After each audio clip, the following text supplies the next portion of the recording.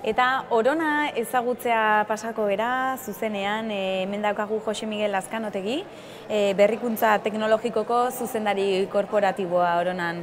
Eguerdion, Jose Miguel.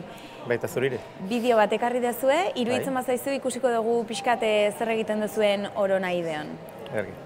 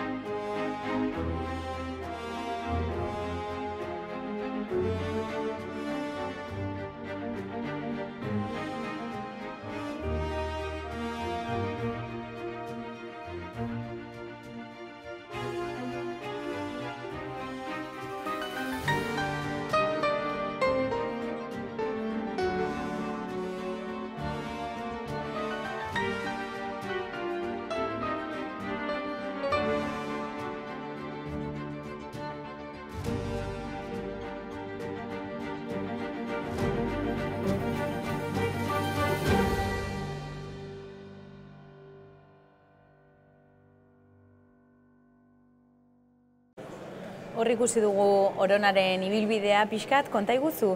Orona ideo jauzi kualitatibo bat da, Oronaren berrikuntza ereduan zein izan da jauzi hori?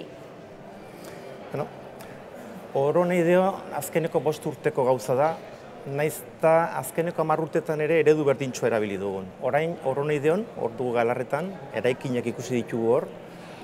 Hor, nolapait fisikoki ere ja, zuzenego, elkartuago, elkarrekin lan egiten dugu unibertsitatea, Ikerlan, ikerketa zentrua eta Orona enpresa. Orduan, hiru horien artean ekosistema baten modukoa sortzen dugu.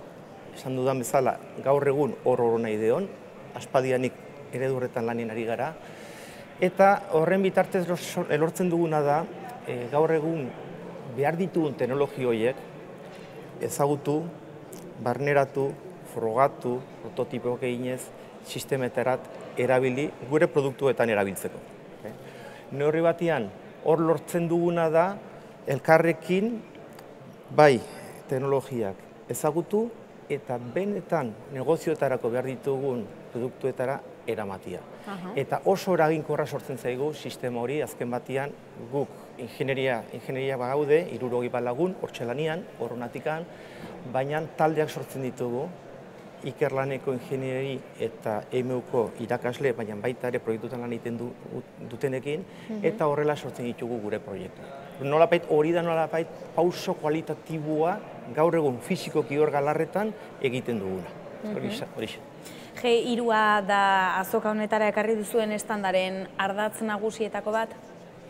Bai, G3 da nolapait metatze elektroniko aplikazio aurreratuak, baina hori da nolapait gure teknologien zati bat besterik ez, elektromobilitate honekin lotuta dagoena. Naizta guk, nik esango nuke hemen, 3 gauzak arri ditugu. Bata da, eredua, oraintxe esan dudan ekosistema ereduri. Bigarrena da, teknologia eta teknologi horiek erabiliz egindako sistema eta produktuak. Eta 3. bat ere esango nuke gogo bat, mundu horretan laniteko eta aurreratuak izateko ikasleak, teknikariak behar ditugu, eta gogua bai izango genuke ikasle horiek nolapait ingenieritza ikastera animatzia ere, hori ere badugu. Horixe. Nola ikusten da mugikortasun iraunkorra Oronatik? Bueno, gure ardatza nagusinetako bada. Guk azken batean, bai ikusten dugu, jendea mugitzen da, horizontalki, automobiletan, autobusetan, trenetan, baita vertikalian ere. Hor, Parisen akordio horrekin 2015an esaten zen, CO2-ren isurketak erdira jaitsi barra zirela.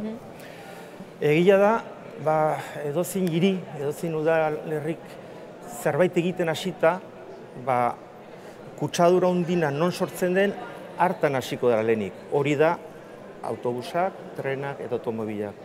Eta bestetikan hor ditugu ere igogailuak jendia mugitzen dutenak, eskailera mekanikuak ere bai, beste zentzu batian. Dena dela, ja datu batzuk hartuz, esan dezagun, energiaren, indar elektrikoaren 40% eraikinetan konsumitzen da.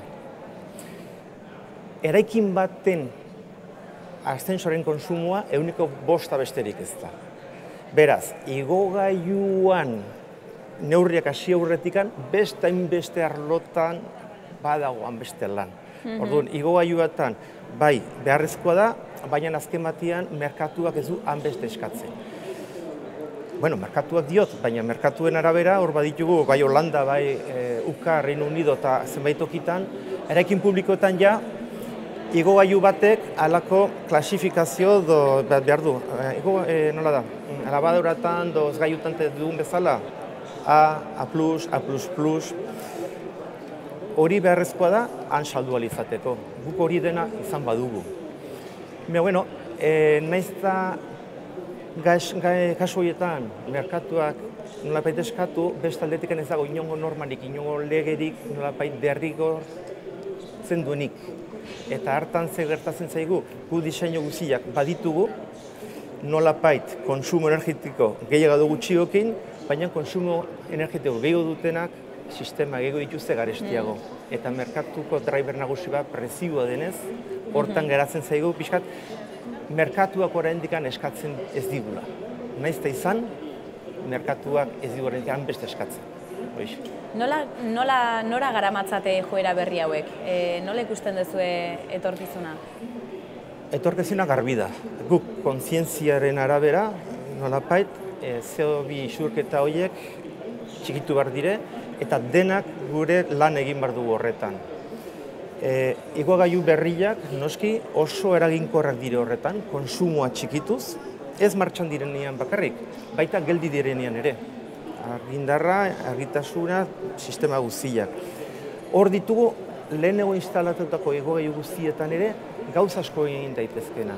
Hor bai poliki ikusten dugu, merkatuaren kontzientziazioak sistema horiek jartzera eramaten gaituena. Baina lehen esan dudan bezala, oraindik ez guk nahi genuken abiadurarekin. Bai, egin barako gauza dugu, sistema bat ditugu, baina oraindik azkeneko tiraldi horren faltan. Go Mobility azoka nola ikusten duzue? Batetik polita esango nuke, lehenengo edizioa da, interesgarria. Guk teknologitan 3 ardaz ikusten ditugu, eta hemen 2 ikusten ditut, 3. oraindik ez. Batetik, sistema eta nolabait produktu eraginkorrak eta zerbitzu ona emango dutenak, hau da, pixkat erabiltzaileari begira. Gauza da zerbitzua, bestea da, kontsumo energetiko aldetikan eraginkorrak ere, kontsumo txikikoak, nolabait metatze sistemakin eta erabiliz eraginkorrak direnak, baina 3. bat bada, hemen ez dut ikusi da konektibitatea. Konektibitatea da neurri batean, bai erabiltzaileak behar duen eta eskatuko duen informazioa, eta baita ere guk mantenimentua egiten dugun enpresek behar dugun informazioa. Eta oso lotuta dago 3ekin. Guk proiektu guztietan 3 ardatz horiek lantzen ditugu, hemen orain 3. hori ez dut ikusi.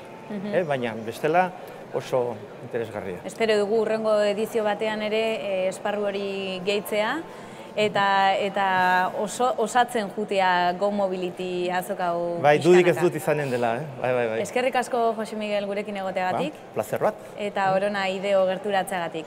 Erki, mi esker.